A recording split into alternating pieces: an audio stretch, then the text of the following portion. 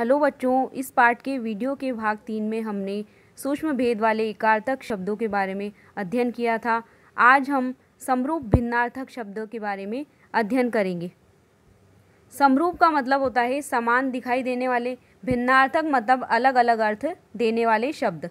ऐसे शब्द जो सुनने में एक जैसे प्रतीत होते हैं, यानी सुनने में और हमें एक जैसे हमें उनको ध्वनि सुनाई देगी, परंतु अर्थ की दृष्टि से हमेशा अलग होते हैं, तो वो क्या समरूप भिन्नार्थक शब्द या समोच्चारित यानी समान उच्चारण वाले शब्द कहे जाते हैं।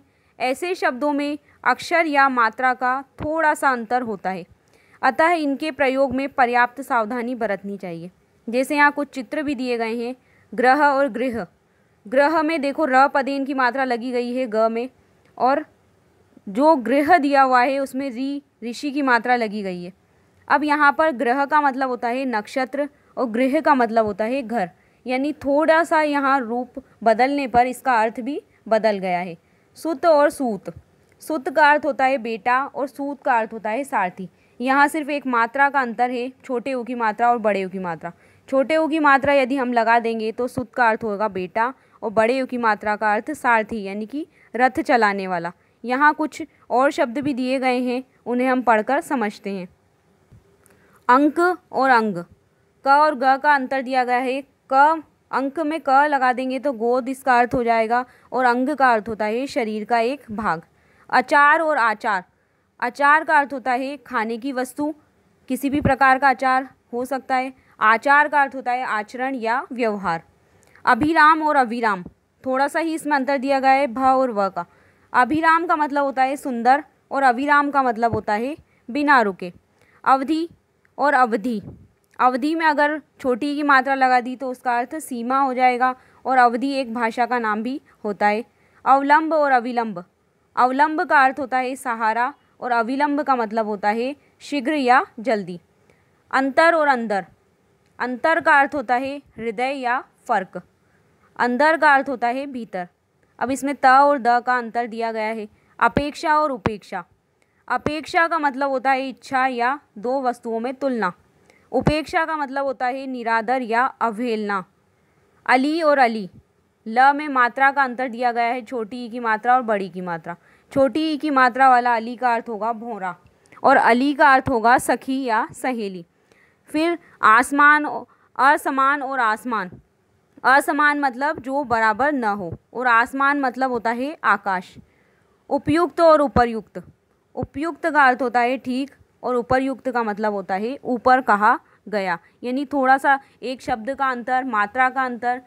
तो इनके उच्चारण तो समान होंगे, लेकिन क्या होगा, थोड़ा सा इनमें मात्रा का अंतर होगा और इनके अर्थ में परिवर्तन हो जाता है। और में अगर एक मात्रा दी गई है तो उसको तरफ इसका अर्थ निकलेगा। और का अर्थ होता है तथा। चिर और चीर। चिर का अर्थ होता है पुराना, और चीर का मतलब होता है वस्त्र। तरिणी और तरिणी। तरिणी का मतलब होता है सूर्य, और तरिणी में अगर बड़ी की मात्रा लगा देंगे ड़ में तो उसका अर्थ होगा नौका या नाव। काट और काठ। काट ये नहीं होता है काटना, और ट की जगह हम ठ लगा देंगे तो उसका अर्थ होगा लकड़ी। तरंग और तुरंग। तरंग का जो कि समुद्र में लहरें उठती है उसको तरंग कहा जाता है। तुरंग का अर्थ होता है घोड़ा। दशा और दिशा। दशा का मतलब होता है स्थिति या हालत। अब इसमें हम मात्रा लगा देंगे तो उसका अर्थ होगा तरफ या दिशा। दिन। दिन का मतलब होता है दिवस, और द में अगर हम बड़ी की मात्रा लगा देंगे तो उसका अर्थ हो जाएगा गरीब। पका और पक्का। क हम आधा क लगा देंगे तो उसका अर्थ हो जाएगा मजबूत, और पका का मतलब होगा पका हुआ। प्रमाण और परिमाण। प्रमाण का मतलब होता है सबूत, और परिमाण का अर्थ होता है मात्रा या नापतोल। वाद का अर्थ होता है हवा, और बात का अर्थ होता है वार्तालाप या बातचीत। संघ का अर्थ होता है साथ। संघ का अर्थ होता है समुदाय। निधन का अर्थ यहाँ मृत्यु है, और इसमें र रेफ की मात्रा लगा देंगे तो निर्धन ये नहीं हो जाएगा गरीब। प्रणाम का अर्थ होता है नमस्कार, और परिणाम का अर्थ होता है नतीजा। वसन का अर्थ होता है कपड़ा, और व्यसन का मतलब बुरी आदत। शोक एक मात्रा वाला अगर हम शोक लिखेंगे तो उसका अर्थ होगा दुख, अगर इसी में हम श में 2 मात्रा लगा देंगे तो उसका अर्थ पसंद या चाव। समान, समान का अर्थ होता है बराबर, और सम्मान यानी कि आधा म और हम लगा देंगे शब्द में तो उसका अर्थ आदर होता है।